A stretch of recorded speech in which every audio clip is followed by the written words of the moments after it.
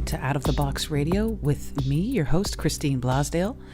Out of the Box Radio is a weekly podcast of audible ear candy dedicated to bringing a fresh perspective on this thing that we call life. And each and every week, we're going to be diving into the topics that matter most with lively conversations on issues such as health, wellness, and transformational healing, all with the goal of creating a better world and becoming a happier human being.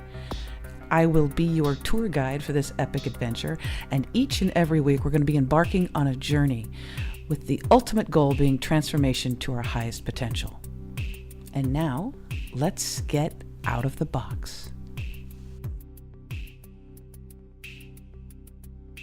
Hello, everyone, and welcome back to Out of the Box Radio. I am your host, Christine Blasdale, and I am so very happy that you tuned in today. This is one of my favorite subjects of all time, and in particular because I've just noticed this massive increase of entrepreneurs in the world, and a lot of them are women. And so my guest today is a very, very special woman. Her name is Melinda Emerson, and she's also known as SMALLBIZLADY. She is America's #1 small business expert. She has been a thriving entrepreneur for 20 years and is an internationally known keynote speaker and expert on small business development and social media marketing, something so many of us really need help on.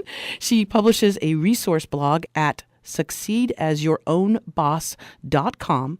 Her small business advice reaches more than 3 million entrepreneurs each week online, and Forbes magazine has named her the #1 woman for entrepreneurs to follow on Twitter, and Forbes also named her one of the top 10 tech and business experts for 2017. And if that was not enough for you, she is also a regular contributor to Inc., Essence, and Black Enterprise. And she is the best-selling author of Become Your Own Boss in 12 Months, a month-by-month guide to a business that works.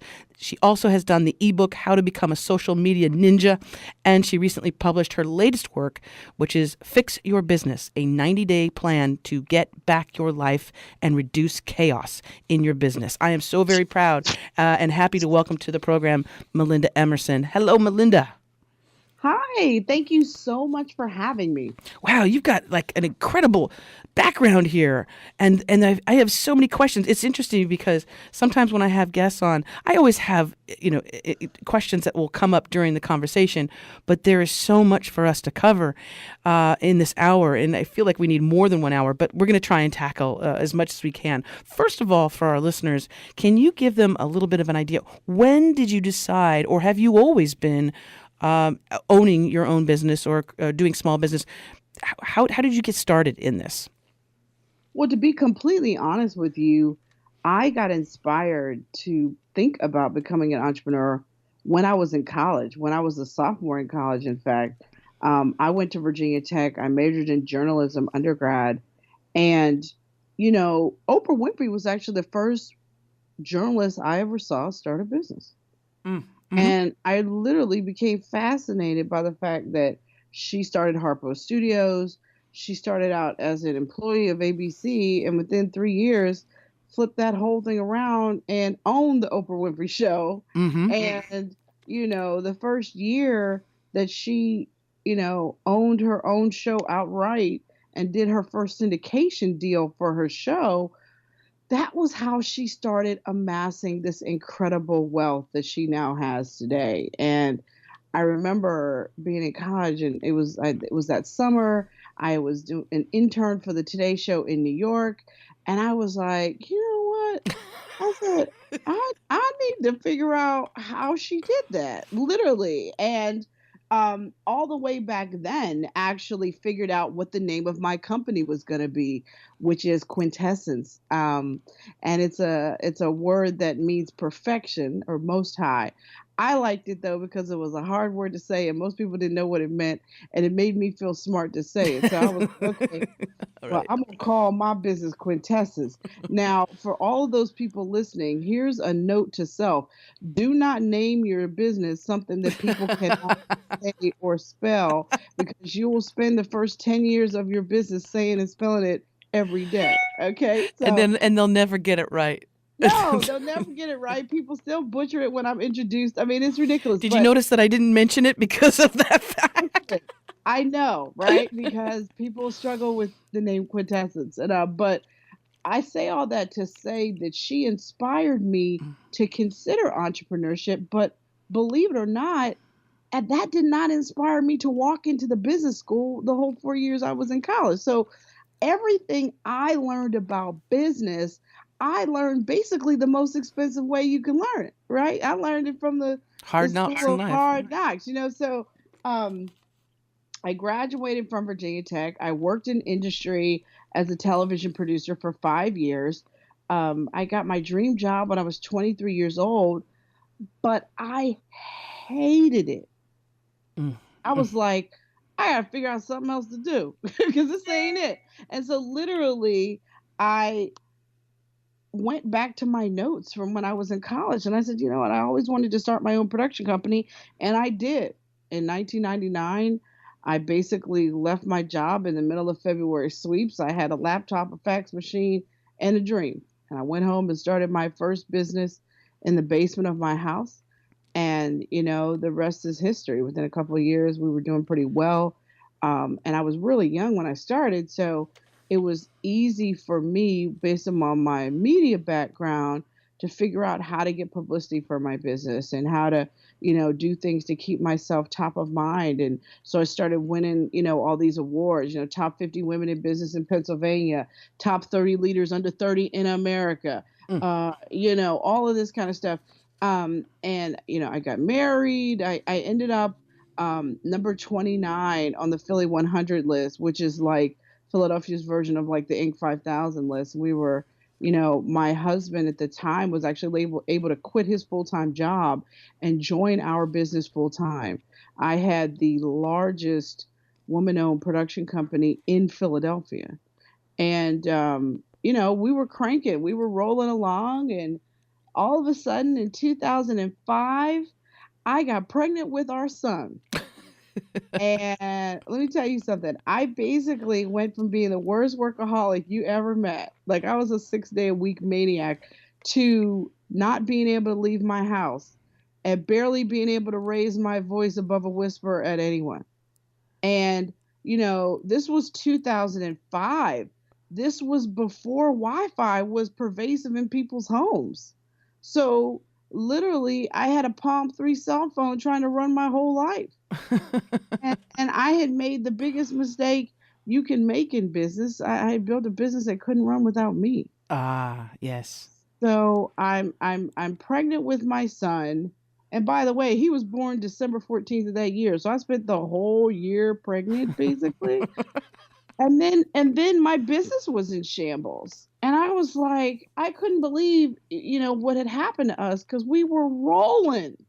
And then all of a sudden it was like, it was like somebody threw the brakes on. And truly, I believe God threw the brakes on because he was like, I'm going to stop her from being a alcoholic maniac. I'm a 6-day a week crazy lady. I'm going to make her stop.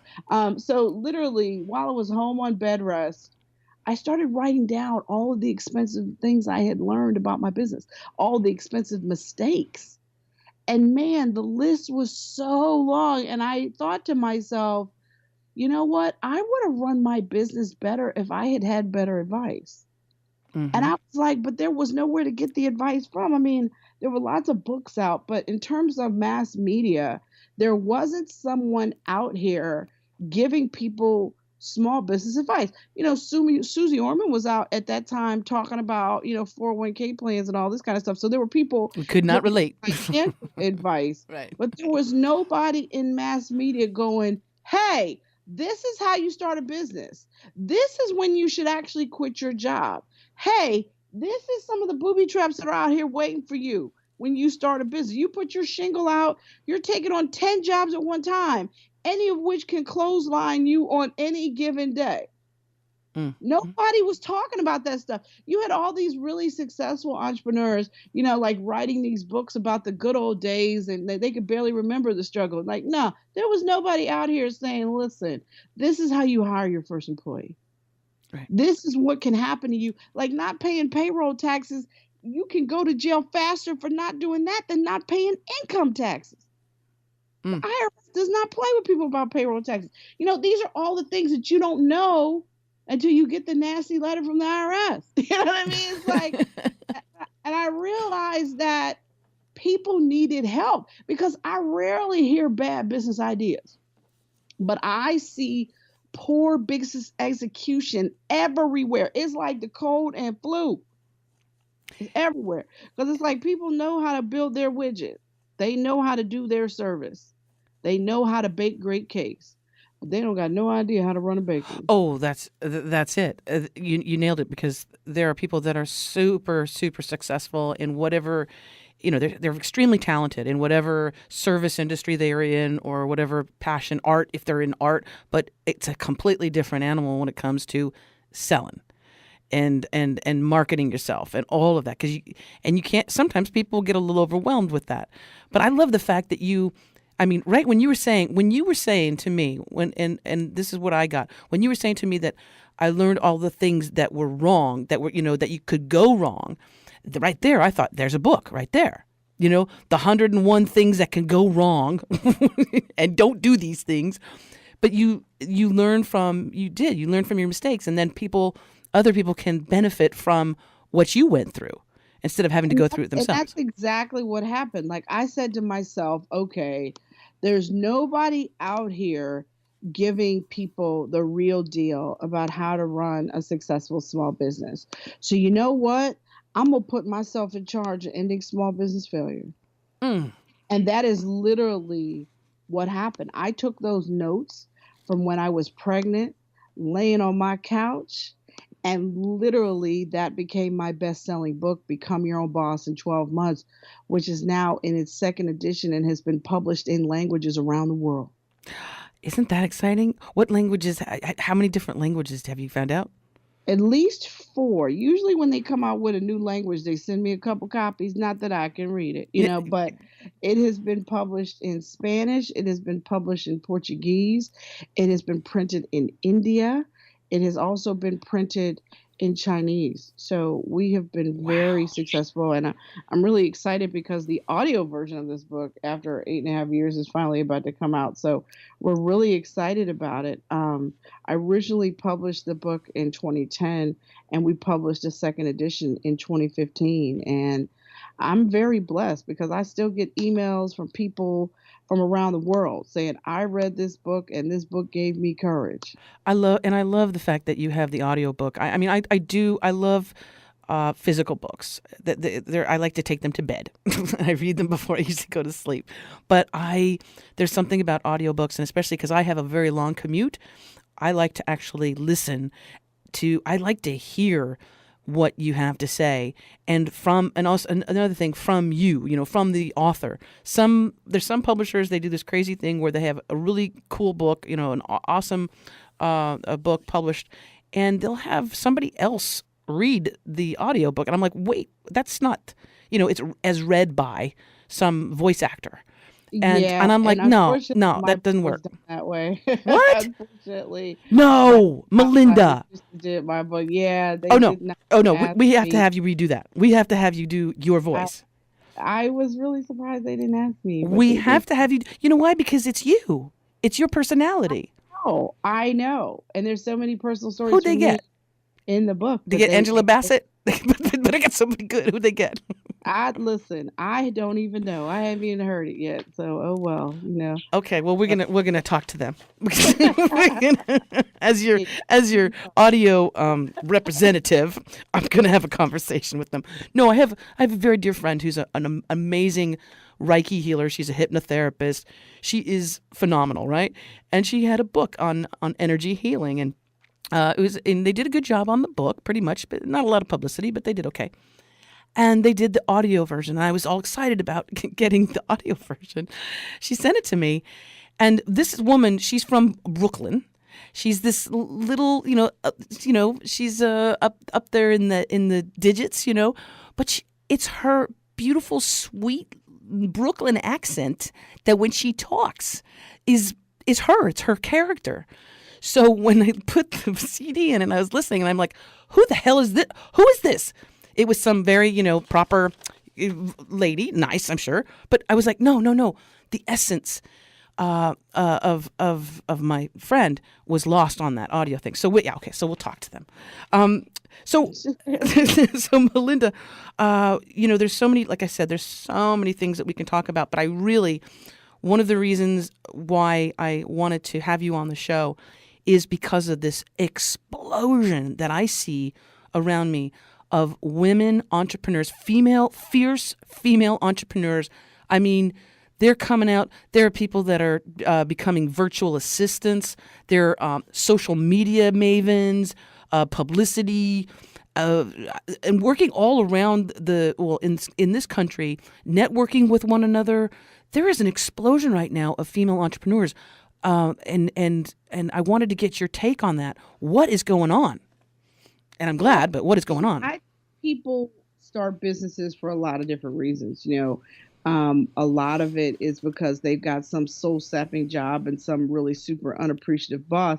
But a lot of it is because people want to have time freedom and they want to have control and want to be able to, do the things they want to do for their family, whether it's meet kids at the school bus or, they have aging parents and want to be more involved in the care of their families. So there's a lot of different reasons why people start businesses. I mean, certainly there are people who want to leave a legacy and want to create generational wealth for their family.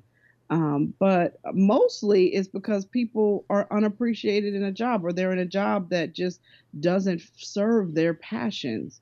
And, passion is a dangerous thing in business because sometimes people get caught up in passion. And the thing that I always worry about is listen, I'm all for passion, but I want you to make sure your passion has a profit center. Yes. Right, because I'm passionate about music, but I am not auditioning for The Voice, right? So there's a difference between something you're interested in versus something somebody's willing to pay you for. Yes. And that's the thing that I want to really zone in on for people because one is a business and one is a hobby. Right. Well, you mess around and have a glorified hobby if you're not careful. Yes. Yes. But profit is how we keep scoring business.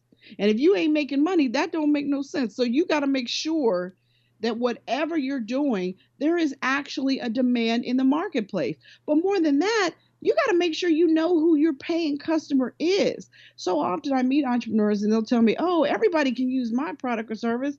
And I'm like, baby, if everybody can use your product or service, no one will. No one will. Because they'll think everybody using. What people don't understand is that the last recession killed generalist consultants. What the world is looking for now is specialties. Right. I want somebody that specializes in solving my problem. Right. It's like, who makes more money, your primary care physician or your cardiologist? Your cardiologist, obviously. And why do cardiologists make more money? Because they're specialists. Right.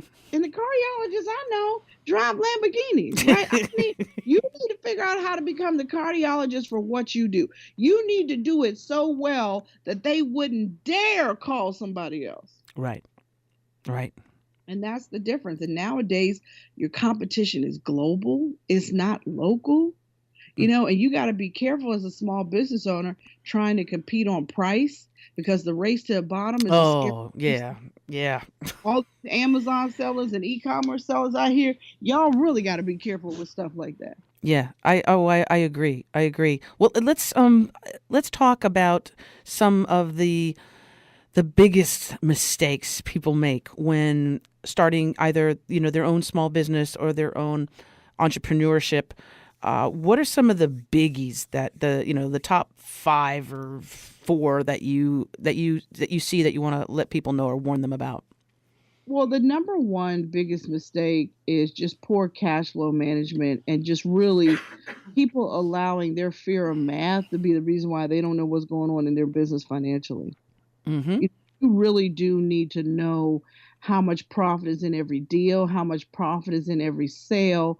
You need to be tracking your profitability year over year. You need to make sure that you're looking at financial statements by the 15th of the month so you know how well your business did last month. You need to make business decisions based on up-to-date financial information. Too many people are running their business based upon looking at their bank balance.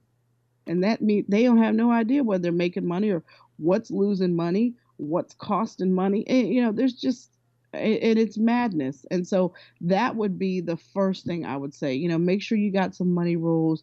Make sure you're using a budget. If you don't manage your household with a budget, you're not going to manage your business with one. And that's a dangerous place to be. You want to make sure that you're running your business based on the numbers. The second thing is that you have to hire well. Being a one woman or one man army is exhausting. You need to have a plan for how you're going to get you some help, but you need to do it thoughtfully. You need to actually have job descriptions. You need to look at multiple candidates. Your cousin that needs a job, that's not the right candidate. Give him a check. Don't give him a job because you already have a three-ring circus and you don't need a new monkey in the show. You Mm-hmm, don't. So mm-hmm. you need to make sure that you spend the time to have an actual hiring process. And then you need to make sure that you train people. Too often, we as small business owners, we wait until we're up to our ears in alligators, and then we go hire some poor person, and then we throw them the keys and say, good luck.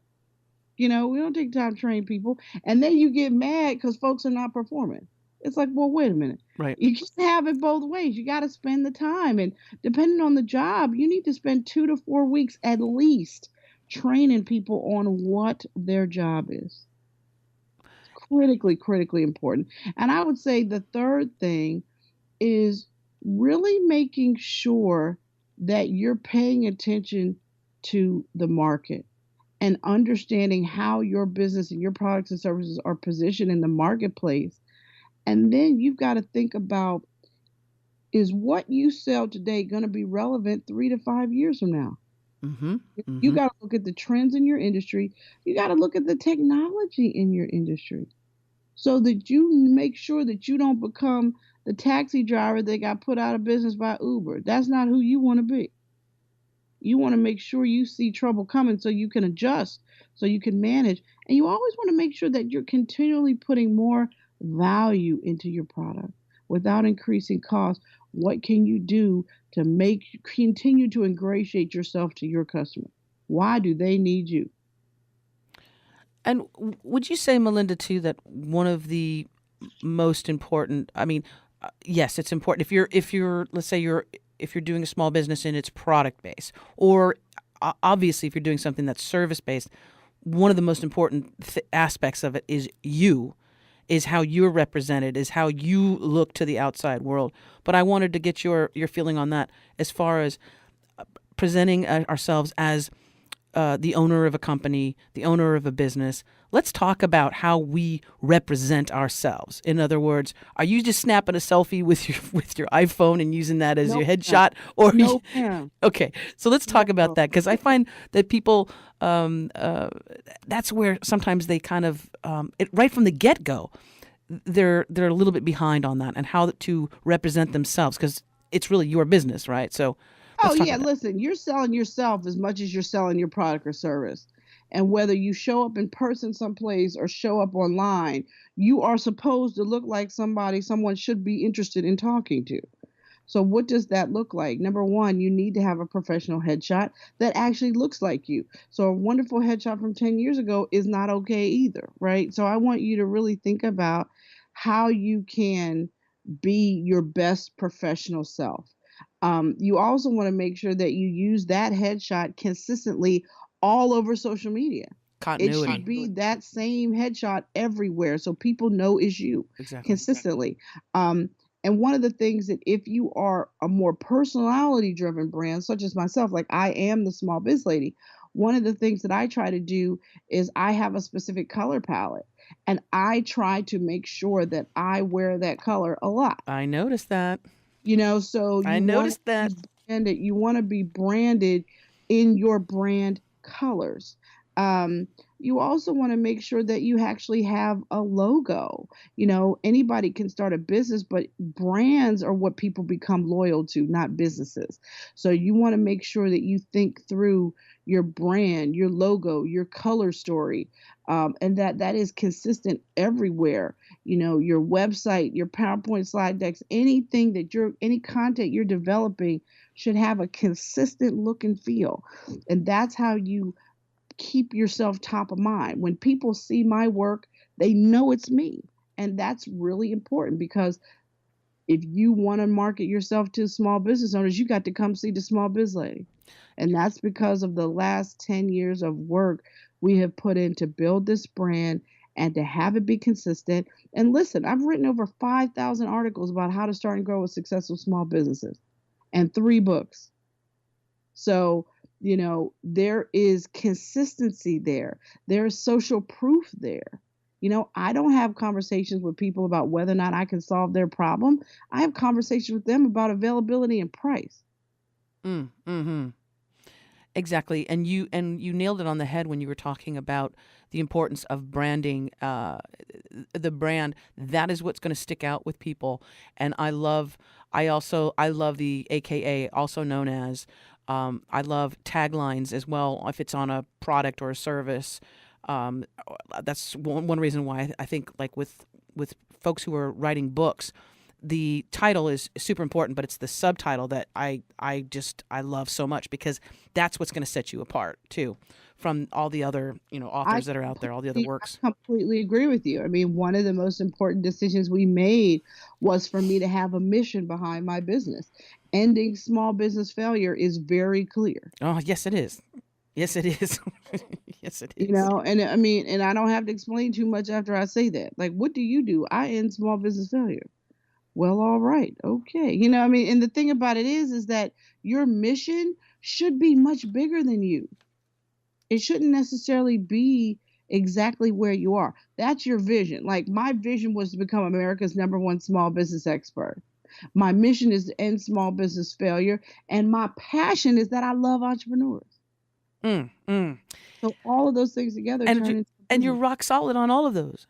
This is another thing too. And this is something that especially people who are trying to start their own business, who are trying to start their own entrepreneurship, when you ask them, what is it that you do? And that's a simple thing. Like if you're going to a networking, a luncheon, everybody's there and everybody's got their business cards, right?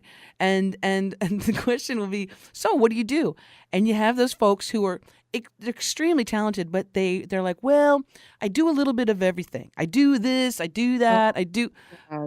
Yeah. Talk to those people right now, Melinda. Listen, when you go into a networking situation, you need to be really clear about who you help and the results you generate. So, for example, if somebody walks up to me and says, what do you do? I say, well, I'm America's #1 small business expert. I help people start and grow successful small businesses. Boom. Period. And usually when I say that invites a question. Yes, oh, well, yes. I have a blah, blah, blah, blah, blah. Could you help me?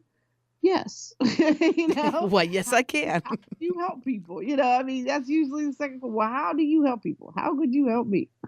And then I take my Lucy sign out that says the doctor is in, and then they start telling me what's wrong with their business. Literally, sometimes I'm scared on an airplane to say what I do, because invariably the person sitting beside me, their husband, their brother, their daughter just started a business. And they're going to pick your brain for the whole flight. And they want to tell me about it. That's when you put those little eye shades on, don't you know? You pretend like you're asleep. Put your headphones on. Listen, it don't work. It don't work. If their spirit is like, this is a friendly person, I'm going to talk. If they're nervous about flying, they going to talk. If they think I'm cute, they going to talk. It's okay. It's like, I travel with one of my books always in my purse, because invariably I'm going to meet somebody I want to give it to. That was another question I had for you. A dear friend of mine, Craig Duswald, who does Rockstar Marketing boot camps, one of his things that he talks about is the importance of not just having like a regular business card, because people will throw away a business card. But he was saying, and I actually completely agree with him because I found this to be true, is that a great way to be noticed and to be remembered is to give someone a book. Instead of a business card, to give someone a book, a free book. Here's my book. And he says it doesn't have to be this big, thick thing. It could be something small. But what he said is that, lo and behold, when you give someone a book, they won't throw it out. They can't throw it out. It's like almost like a physical thing that won't leave your hands and go into a trash can. You might give it to someone, but it's very, very difficult to throw out a book. And also, it has the ability for them to read about you, to find out more about you. I was wondering if in your line of work, is that something that you do on a somewhat regular basis? Do you hand out books to certain people for free? I mean, look, I sell books now. I mean, I don't always give them away, but sometimes I do. Mm-hmm. Sometimes I meet a person and, I might be at a book signing and you can tell somebody really wants a book, but they Mm. just really don't have any money. Yeah. Yeah. And I will very quietly just sign the book and give it to them. I don't make a big deal out of it. I don't embarrass them. But sometimes I can just tell. Yeah. But the reason why I do it is because I am a Christian, and what I know is that no matter what I give, I'll never be God given no matter what I give. Mm-hmm. And so if somebody really wanted it, my prayer is that they read it and that it helps them. But there is a thought that books are just very expensive business cards. I mean, that is true. That's why you want to be real careful about who you give it to. Exactly. Yeah. Um, but listen, I know that I am so blessed to be able to say that I have been in business almost 20 years and that I've never missed a mortgage payment. I have never, had a car payment not get paid and a roof over my family's head. And I have been able to travel around the world as a small biz lady. Mm. So I'm so grateful for that I just keep going, right? My mission gets me up in the morning. It's like I have a purpose clock instead of an alarm clock. And isn't that a beautiful feeling too, to be able to do what you love and to love what you do? Like, one of my greatest wishes for listeners of this podcast, for my friends, for the world at large, is to, if they are in a position, if they're in a job that they hate, or if they're underemployed, or they're doing something that they're not passionate about, my wish for them is to be able to do something that they love. And that has a ripple effect. I do believe that that has a ripple effect because you're putting out that energy into the world.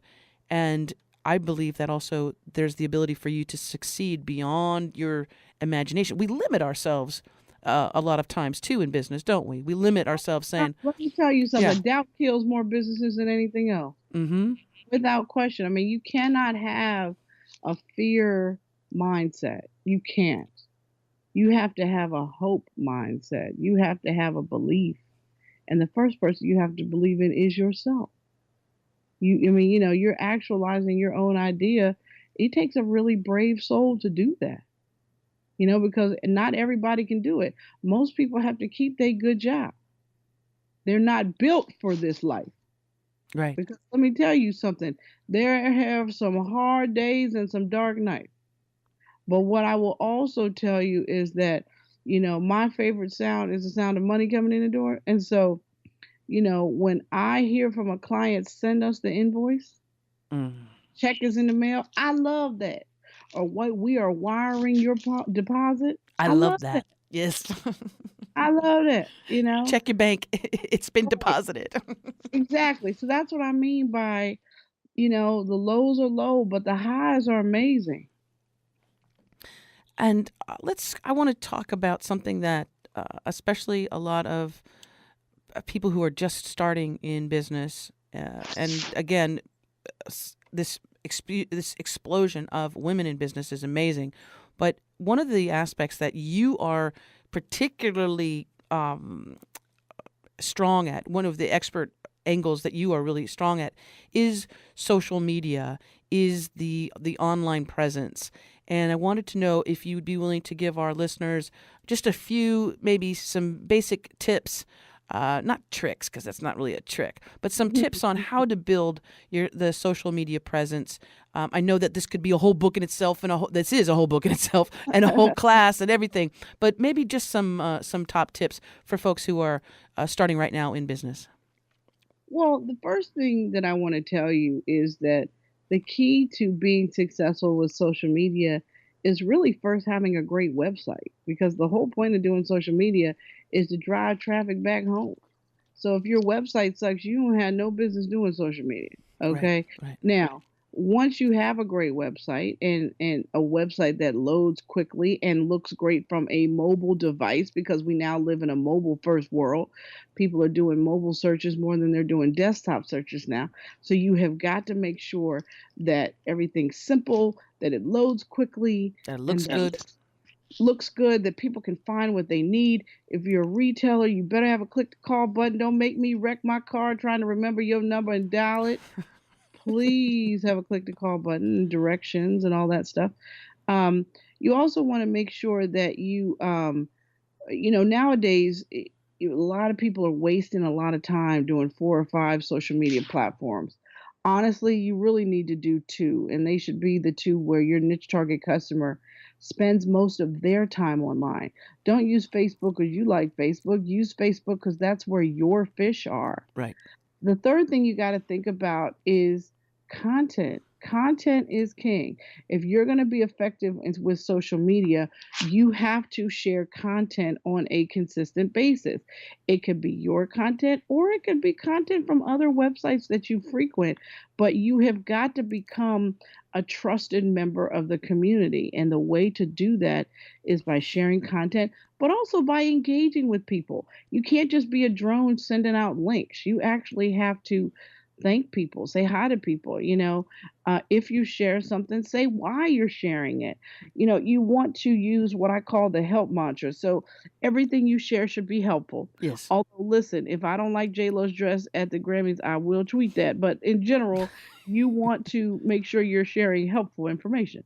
Somebody might think that's helpful. The second thing you want to do is engage with people, learn some people names, show up consistently at the same times so that you can become a member of the community. The third thing you want to do is listen carefully to each social media platform. Instagram people do not want to be communicated to like they are Twitter people. They're different. The way those platforms are used is different. So you want to make sure that you take the time to learn each platform before you jump out there and make a pariah of yourself. And lastly, you want to promote yourself with care. You should be sharing other people's content at a 4-to-1 ratio of your own. Nobody wants to be sold to, and they especially don't want to be sold to on the internet. So you want to make sure that you educate, entertain, be helpful, and you will draw your potential customers to you. I love that. I love that because, oh, that's where a lot of people go wrong. Oh And yeah, like it's before you it's all try a to sale. sell me something, Right. say something to me, Right. please. Right. No, it's like, can you give me a kiss before Right, you take me to exactly. dinner before you asking for my bed? Yeah. Right, exactly, exactly. And it's like, it's harder to make contacts online because when you think about it, when you go to a networking event, it takes probably 3 quality interactions before you can turn that relationship into commerce if somebody actually met you in person. If that relationship only exists online, it takes at least 7, as high as 21 quality interactions for you to turn that relationship into commerce. And that's if they don't know you. And now if you're someone who is a personality, like the Small Biz Lady, or a radio host, or something like that, where people hear you or see you, you may not be interacting with them, but they've heard your podcast, they've listened to you on the radio, they've tuned in, they've actually gotten to know you, Melinda Emerson, aka Small Biz Lady. They've gotten to know you without you even having to communicate with them. So that's also your interaction. Whereas they are already sold before you've actually had that conversation because they feel that they know you. I've met people. That's true. I mean, that is true. But, that can backfire on you too. Sometimes I go to places and people are like, oh my God, I've been following you online for 5, 6 years and you are so nice. And I'll be like, so tell me what made you think I wasn't going to be nice. You know what I mean? So, I mean, sometimes people make a lot of assumptions about you when you are a quote, air quote personality online. They do make So, assumptions, right? but one of the things that I did very early on when I started using social media was I always shared something personal about myself. So I would share a helpful article written by someone. I would answer somebody's small business question every day, but I always shared a personal anecdote. I have a 12-year-old son, but at the time when I first got on social media, he was like 2 years old. So I would share stuff like, had to act like an ape to get JoJo to eat a banana this morning. Something that would make people know that I was a human. That I Ah, wasn't yes, you just are some human. drone out here sharing links. That's not it. You know. Oh, can you please tell people if I'll tell them if you have a business, I don't care, a business service, whatever, you selling something, do not email every single day. Don't send me an email every single day. Don't send me an email even every single week. And I get to a point where I I will find you. I will go to the bottom and I will unsubscribe, and I don't care what you're offering. But some people, they do take advantage of that, of having somebody's email address in their database, and it's just constant. And Yeah. that bugs me. You gotta make sure that if you're going to use email, and everyone should because email does still heavily convert, you want to make sure that you are sending out something that is relevant and helpful. If you're just sending out coupons or you're just sending out, something that no one gives a hoot about, they're not going to open your stuff. And so you want to survey your audience from time to time. Um, you know, have these people, you know, you want to segment your list. If someone hasn't opened an email from you in a year, they need to go to a different list. Right. You know, you need to communicate with people who want to be communicated with. But you also need to check yourself and say, okay, if people are not opening my emails, then I've got to look at my emails. I've got to figure out, why is this converting or not converting? Let's talk about that, the whole, because the most I mean, what I would think would be important, not the most important, is gaining our, creating our database, our emails, sending out, because you're right, that's how we are communicating. But let's talk about the importance of that, and how do we get those prospects for the data? Is it mostly having that real strong website and getting people to that website, and maybe even offering them some type of, hey, sign up now for this free newsletter on XYZ. Absolutely. And then, Absolutely. yeah, they One give of you the your things information, right? They give you their email. One of the things that you have to do when you build a great website is have at least 3 ways to entice people to give you their email address. So the first thing you wanna do is, offer something free. Sign up for my newsletter. That's a great one.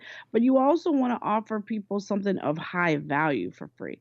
One of the things that I've done for years is I've always offered people the ability to download 2 free chapters of my book. For years, it was Become Your Own Boss in 12 Months. Now, my new book, Fix Your Business, you can go to my website and download 2 free chapters, and it's right there in the header. As soon as you get to my website, you've got the offer. Click here to download. Um, we also periodically offer other things. Like I have a video series, 7 ways to attract new prospects to your business today. So there's all kinds of things you can do. But depending on the type of business, you can offer a free quote, you can offer a free sample, but you need to make sure that you offer something of high value. And here's I agree. why.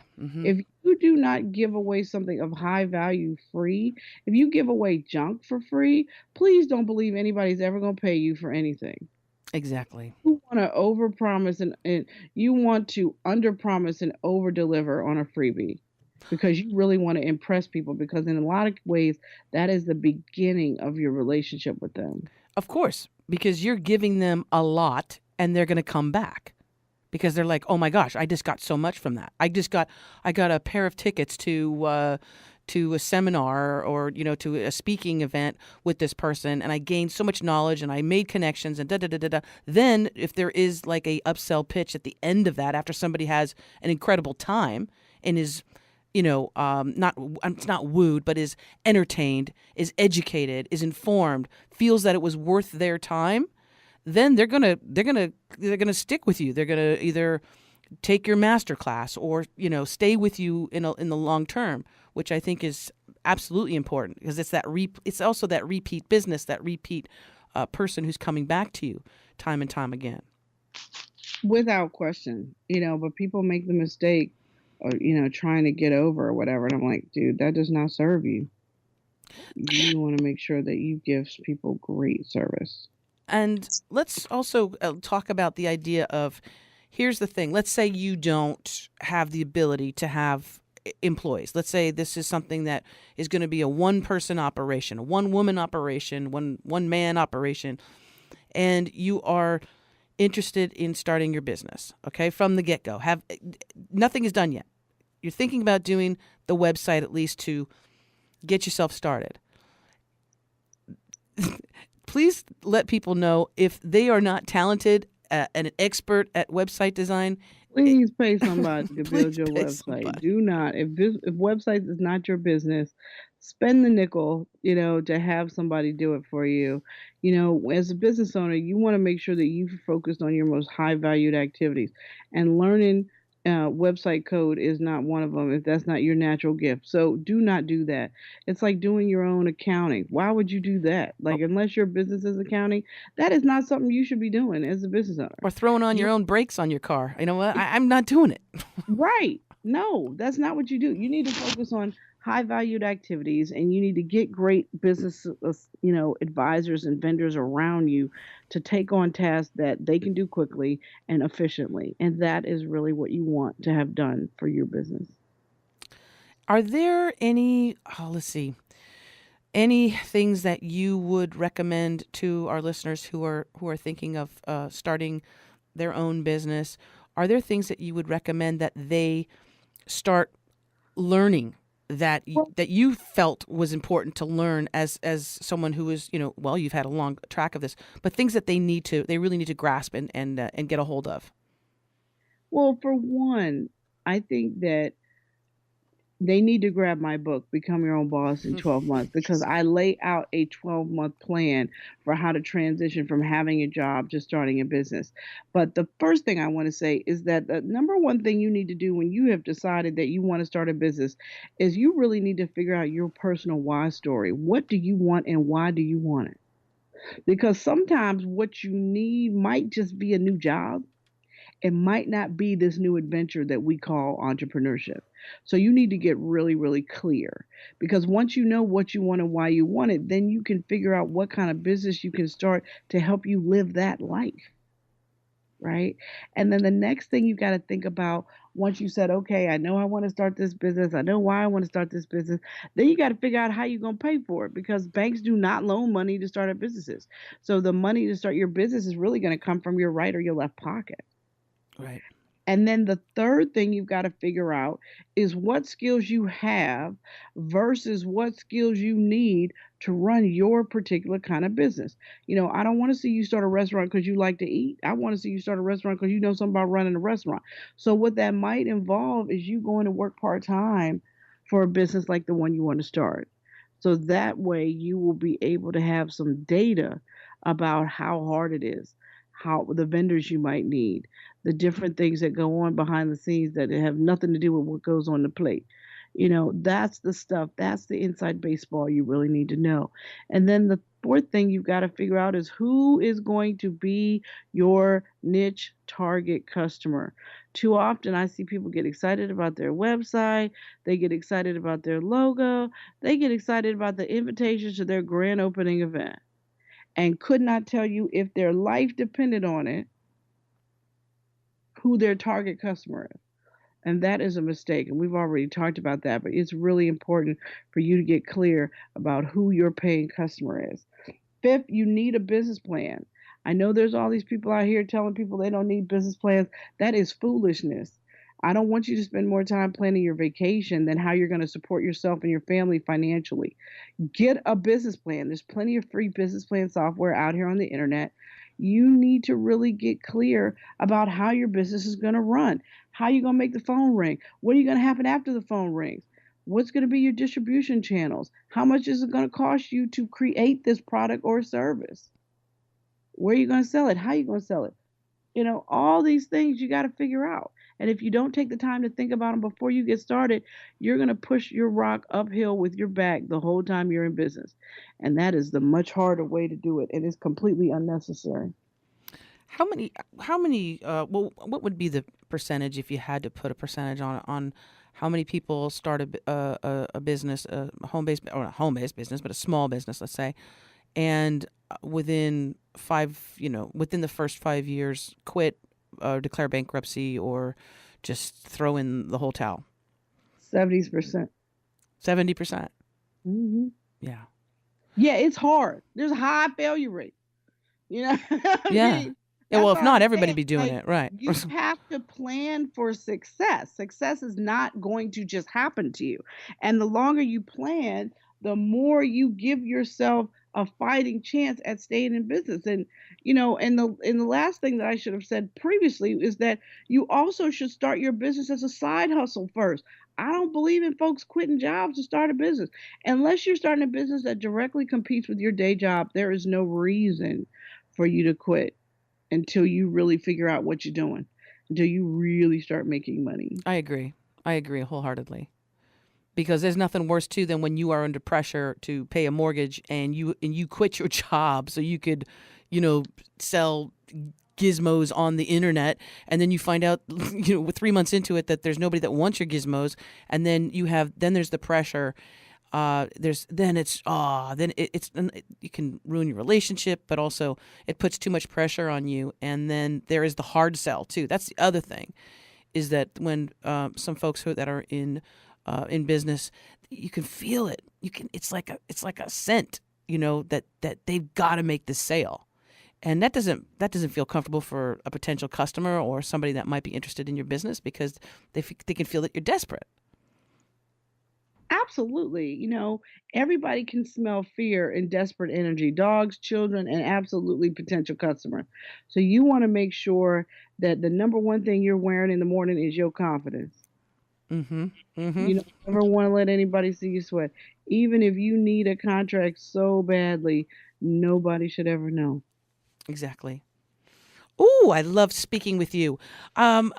Melinda, I want to ask you, if we only have a couple minutes left, if you want to let our listeners know how they can, the best ways. I know you're on Instagram, Facebook, everywhere, and especially people can go to your resource blog, succeedasYourOwnBoss.com, but tell them all the other ways they can reach you. I am the small biz lady everywhere. So if you can't remember my name, Melinda Emerson, you can always Google small biz lady and find me. Don't forget, I've got 2 books that are references for you: Become Your Own Boss in 12 Months, and my new book, Fix Your Business. So if you've got a spaghetti Western mess going on up in your business, I can help you fix it. So grab my new book, Fix Your Business, today for all these existing business owners out here. But if you need a roadmap to kick off your new business idea, Become Your Own Boss in 12 Months.